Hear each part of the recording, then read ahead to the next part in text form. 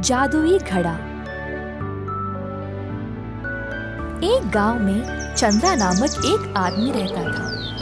वह एक अमीर परिवार से था, परंतु उसने अपने परिवार की सारी संपत्ति खो दी। इस नुकसान के कारण वह अपने गांव के पास वाली जमीन पर अपने परिवार के साथ बस गया, जहां वो खुद सब्जी उगाता था।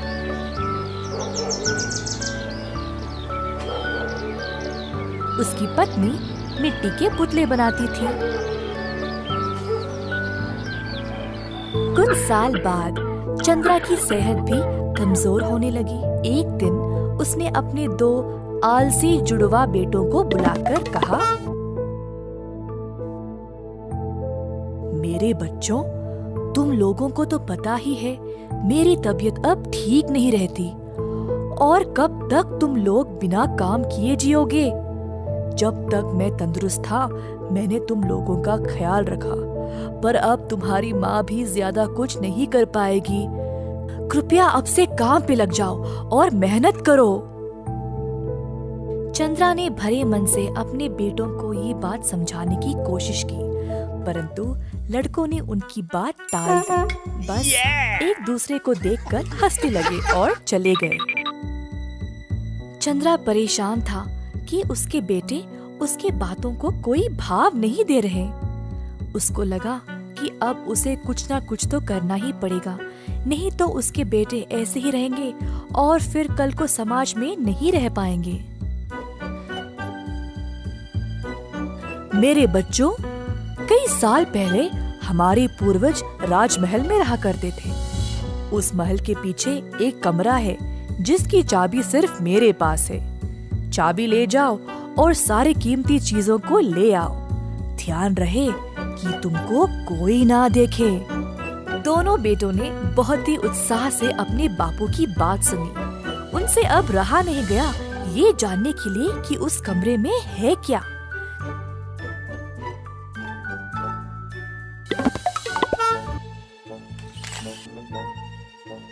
जब वे वहाँ पहुँचे तो उनको केवल एक मिट्टी का घड़ा मिला।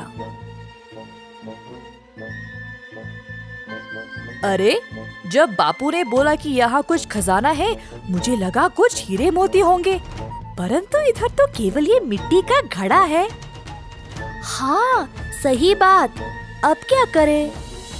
वैसे भी हम इतनी दूर आए हैं, चलो इसी को ले जाते हैं।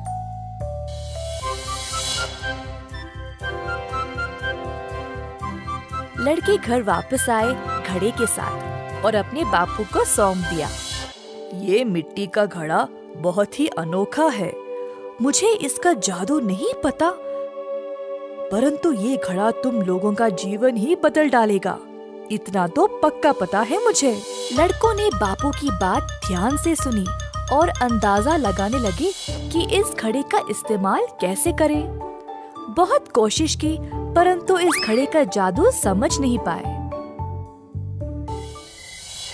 कुछ दिनों बाद छोटे बेटे ने एक फूल उखाड़ा, सूंघा और फिर नीचे फेंक दिया। फूल उस घड़े में गिर पड़ा। पास में बड़ा बेटा पौधों को पानी दे रहा था, तो अचानक से उसने देखा कि वो घड़ा फूलों से भरा हुआ था। क्या? पानी डालने पर इतने सारे फूल खिल उठे? चलो हम इनको बेच के खूब पैसे कमाएंगे। दोनों बेटे बाजार गए और सारे फूल बेच दिए। अपनी कमाई लेकर घर वापस आ गए। जब उनको घड़े की विशेषता का एहसास हुआ तो वे बहुत खुश थे। दिन पे दिन वे घड़े का जादू का इस्तेमाल करने लगे। बहुत सारे सब्जी और फूल बेच के पैसे कमाने लगे।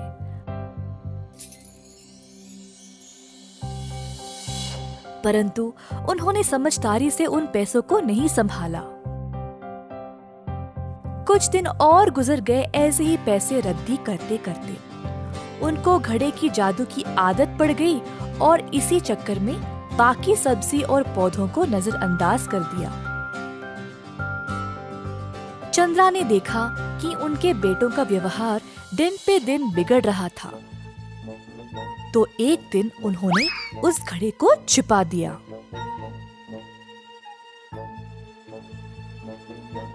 रोज की तरह दोनों बेटे घड़े को लेने आए, परंतु उनको वो मिला ही नहीं। हर जगह ढूंढा, तब भी नहीं मिला। उनको एहसास हुआ कि पैसे के बिना जीवन कितना कष्ट है। तो आखिर में वे खुद सब्जी उगाना शुरू किए। अब रोज बड़ा बेटा सब्जी उगाता था और छोटा बेटा फूलों का ध्यान रखता था। जो कुछ थोड़ा बहुत फसल निकलती थी उसको बेचकर पैसे कमाते थे। मेहनत से जो भी उनको मिलता था अब वे समझदारी से खर्च करने लगे। चंद्रा ने अपने बेटों में सकारात्मक बदलाव देखकर उनको वो जादुई घड़ा वापस कर दिया। तुम दोनों ने इस जादुई घड़े का गलत इस्तेमाल किया था।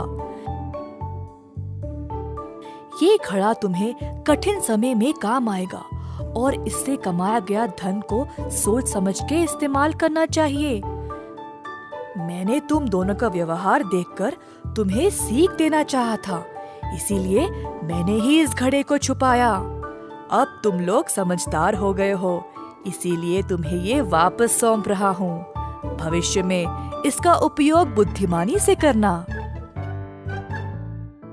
दोनों बेटों ने अपने बापू की बात मानी और वचन दिया कि केवल संकट काल में ही उस घड़े का उपयोग करेंगे।